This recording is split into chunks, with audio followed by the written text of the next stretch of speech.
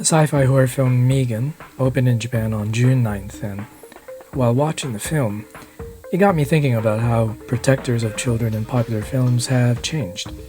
Mostly and most specifically since the classic sci-fi action film Terminator 2, Judgment Day, where one film, the protector, the T-800, was successful in its mission to protect, the other, the Model 3 generative android M3GAN, failed disastrously. Yet, as we move into a world increasingly dependent on AI, wouldn't it be in our best interest to not give up on something like M3GAN? If the T-800 model of Terminator cyborgs could change, is there then hope too for the Model 3 generative android? Are the following some possible ideas we could consider when updating future models of AI-assisted childcare? 1. Not his story, not her story. It's our story. Could giving the Model 3 generative android more of a story rather than directives allow her to better diagnose situations for the protection of the child? For example, as with John Connor in Terminator 2, every action taken was to prepare him to become the leader of humanity's fight against Skynet. The T-800 was better at threat assessment than the Model 3 because of it having an overarching story that involved John Connor becoming something of meaning and worldly importance, whereas M3GAN didn't have a story at all that involved the child she was assigned to protect evolving into something later down the line toward the child's growth. So, would giving the Model 3 a story rather than just directives be a better way for the Model 3 to diagnose threat assessment by filtering any situation that arises as serving the greater story or not? 2. Two heads are better than one. Is building one machine on its own a recipe for disaster? And would building two at a time be an adequate safety net if a disaster should happen? For example, when the T-800 was operating on its own in the first Terminator film, there was no compromise and no change in its directive to find Sarah Connor and terminate her.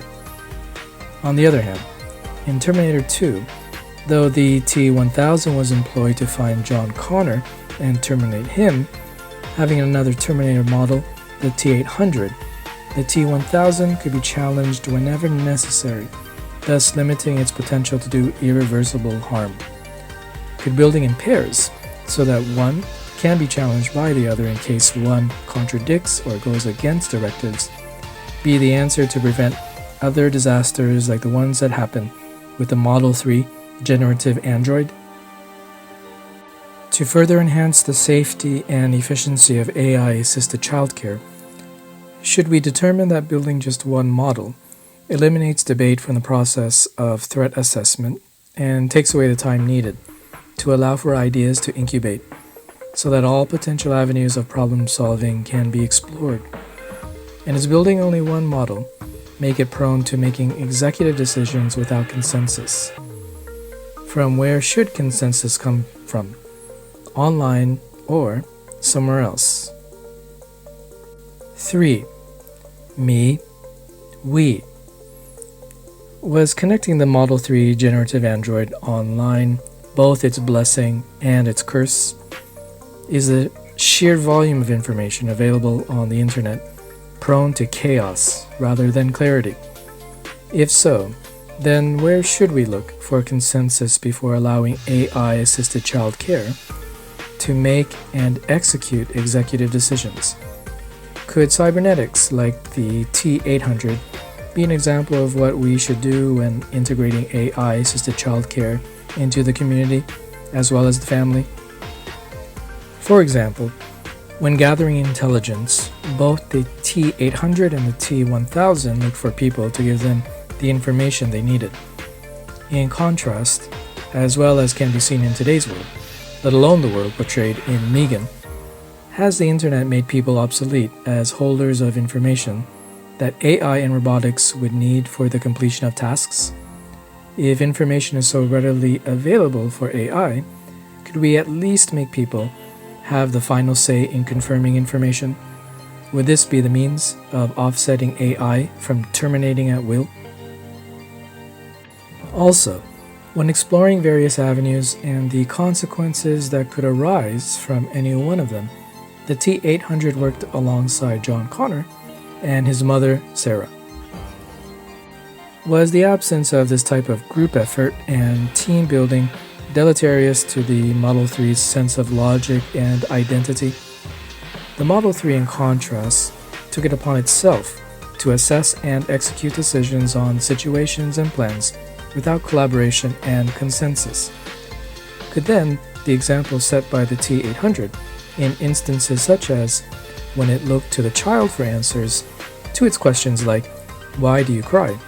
be the way for AI-assisted childcare like the Model 3 to be programmed? Could this family model, seen in Terminator 2 Judgment Day, be the ideal structure needed for technology-based childcare to keep it working for the family and its story rather than against it? Would this dynamic also help the Model 3 generative android and its sense of identity from evolving into a replacement and substitute for the parent for care of the child?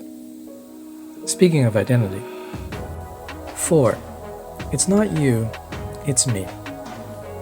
At the completion of its mission, the T-800, in the end, viewed itself as a threat to humanity, thus able to terminate itself when needed in order to ensure the safety of not just John Connor, but humanity as a whole.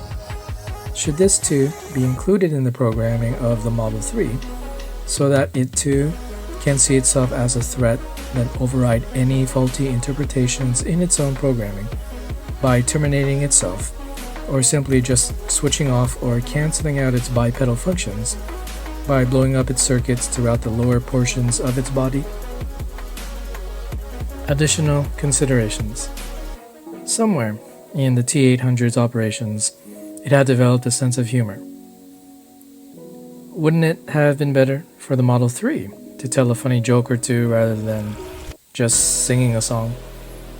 Isn't it a big part of mental and emotional health, the ability to be in the present moment? And is there no better way of doing that than to laugh at a funny joke or story? Could the inclusion of these considerations as part of the programming into the Model 3 generative android, a story, especially an open-ended story, building in pairs rather than a single unit, consensus of a group before executing decisions, and by including self-awareness and seeing itself as a threat and a problem rather than just a solution, be what future models of technology-based protectors need in order to be made safely, efficiently, and with unwavering trust?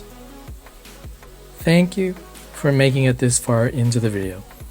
If you have any other ideas to share with how to improve AI-assisted childcare and our relationship with AI, please feel free to post in the comments. For more on Tokyo, Japan, cinema, hotels, and writing, like, comment, share, and subscribe to The Right Table.